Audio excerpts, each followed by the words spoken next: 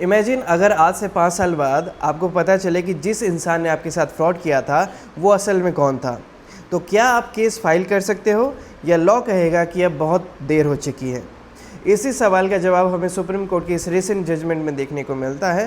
Case का नाम था the state of Kerala and another versus MS Panacea biotech limited and another SLP, criminal number 4524 of 2023।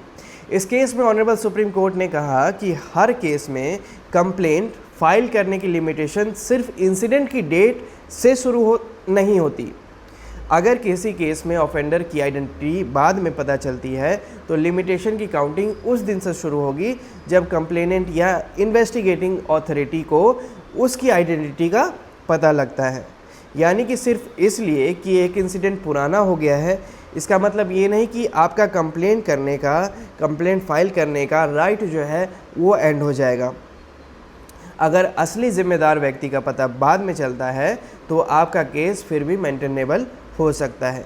इसलिए कभी भी सिर्फ बहुत टाइम हो गया है इंसिडेंट को, मे बी अब कंप्लेंट मेंटेनेबल ना हो, ये सोचकर अपना लीगल राइट मत छोड़िए।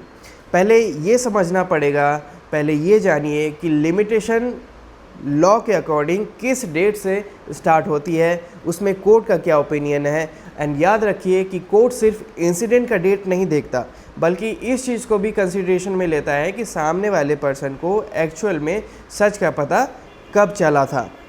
सो this was the case. I hope इससे आपको कुछ ना कुछ सीखने को मिला होगा। And we will discuss the next case in our next video. Up till then have a good time, bye bye and thank you.